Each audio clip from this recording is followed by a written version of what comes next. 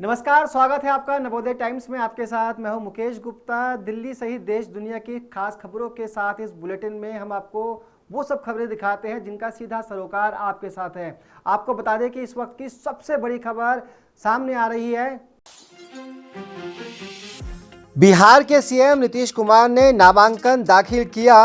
राज्यसभा के लिए नीतीश कुमार ने भरा नामांकन। नीतीश के नामांकन में गृह मंत्री अमित शाह भी हुए शामिल। नितिन नवीन, नित्यानंद राय, सम्राट चौधरी भी साथ में रहे मौजूद। तो इस वक्त की बड़ी खबर आ रही है, बिहार के मुख्यमंत्री नीतीश कुमार ने नामांकन दाखिल कर दिया है। राज्यसभा के लिए नीतीश कुमार ने नामांकन भरा है। नीतीश के नामांकन में गृह मंत्री अमित शाह भी शामिल हुए हैं। नितिन नवीन, नित्यानंद राय और सम्राट चौधरी भी इस नामांकन में उनके साथ मौजूद रहे हैं। और इसी खबर पर हमारे सहयोगी अक्कू श्रीवास्तव जी हमारे साथ जुड़ गए हैं। बातचीत करेंगे, जानेंगे उनसे बिहार के ताज़ा सियासी समीकरण के बारे में, क्या कुछ माहौल अब बिहार में बनता हुआ उन्हें दिख रहा है। आपको याद होगा जब बिहार का चुनाव के नतीजे निकले थे तो उस समय प्रधानमंत्री ने जो दीनदयाल उपाध्याय मार्ग पर भारतीय जनता पार्टी के मुख्यालय में जो सभा की थी उसमें कहा था गर्दा उड़ गई।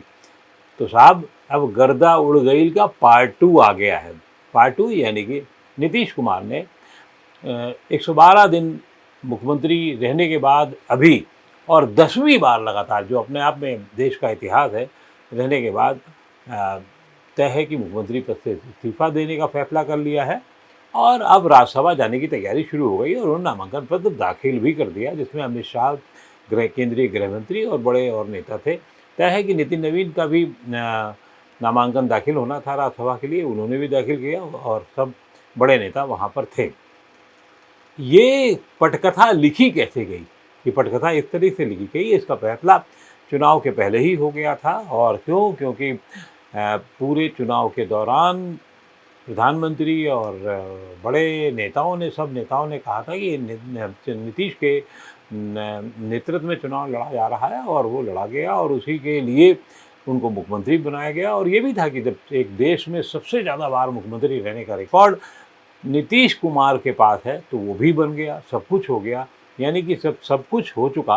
तब ये था कि भारतीय जनता पार्टी के जो सबसे ज़्यादा विधायक थे उस आधार पर उनका मुख्यमंत्री होना बिहार में एक लंबे अरसे के बाद भारतीय जनता पार्टी एक पूरी तरीके से पहली बार, बल्कि कहना चाहिए, रही है सत्ता में, लेकिन वो मुख्यमंत्री के तौर पर रही है। पहली बार भारतीय जनता पार्टी का मुख्यमंत्री बनना अब लगभग तय हो गया। नाम भी तय है, नाम है, हम सब जानते हैं, सम्राट चौधरी का। और सम्राट चौधरी उप मुख्यमंत्री रहे हैं और उप मुख्यमंत्री के रहने के साथ साथ उन्होंने नीतीश कुमार का जो विश्वास पिछले 1.5-2 सालों में हासिल किया, उस वजह से उनके नाम पर एक सहमति बनी और उनकी कार्यशैली बहुत एग्रेसिव कार्यशैली रही है, इस वजह से भी सहमति बनी।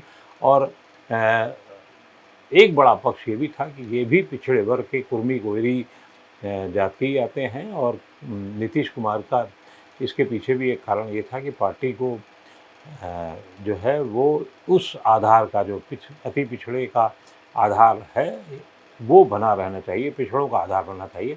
इसलिए सम्राट चौधरी के नाम पर सहमति हो गई है। वो बात दूसरी कि अभी तक उनके घोषणा नहीं हुई है, लेकिन लगभग माना तय जा रहा है। अब सवाल है मुख्यमंत्री के बाद उप मुख्यमंत्री कौन।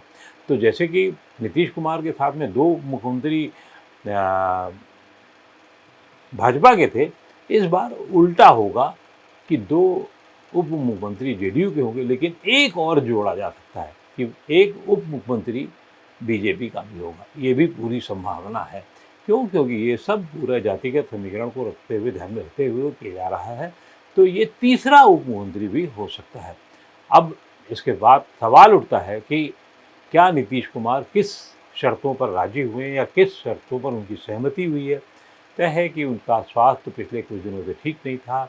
जो पार्टी के लिए या राज्य में सरकार के लिए जो काम उन्होंने बहुत कुछ सिखाया, बढ़ाया सम्राट चौधरी को, वो लगभग चीज़ें हो चुकी हैं, काम उनका पूरा हो चुका है और वो एक शांत से रहने वाले स्वभाव में रहना चाहते हैं, उनका ये ऐसा मानना है और इसीलिए वो वहाँ जा रहे हैं। दूसरा, उनके अपने बेटे के लिए निशांत, जो लगते नहीं 50 साल के, लेकिन 50 साल के हैं, राजनीतिक पदार्पण की पूरी तैयारी हो चुकी है। तय है कि उनके लिए एक सीट विधान परिषद में खोली जाएगी, कोई हटेगा और वो उसके बाद, उस आदमी के हटने के बाद वो जगह उनको होगी और उसका इनाम उस आदमी को भी मिलेगा। और ये भी संभावना पूरी है कि निशांत को कहा तो जा रहा है कि वो मुख्यमंत्री पद पर भी ले जाया जा सकता है, लेकिन मुझे इसकी संभावना कम लगती है। वो एक मंत्री के पद पर रहेंगे, अपने आप को समझेंगे, काम सीखेंगे, करेंगे और फिर धीरे धीरे जनता दल यू की गाड़ी अपने हिसाब से चलने लगेगी। लेकिन ये सब कुछ नीतीश कुमार के आशीर्वाद से, नीतीश कुमार के निर्देशन में और पार्टी के बड़े और नेताओं के साथ नीतीश ने अब ये कला भी सीख ही ली है कि और डिफरेंट जातियों के साथ में लोगों को लेकर कैसे चला जाए, कैसे किया जाए। पिछड़े वर्ग के हैं ही उनके साथ में, और भी लोग हैं उनके साथ में, चाहे वो भूमियार हों, चाहे वो मैथिल ब्राह्मण हों, चाहे और लोग हों, उन सबको साथ लेकर के ये काम किया जाएगा। लेकिन अब बागडोर धीरे धीरे लोगों को बांटी जाएगी, ये भी पक्का है। देखिए, इंतज़ार कीजिए इस गर्दा उड़ गईल पार्ट 2 का और आनंद लीजिए राजनीति के। फिलहाल इस पेशकश में इतना ही। मुझे दीजिए इजाज़त। नमस्कार।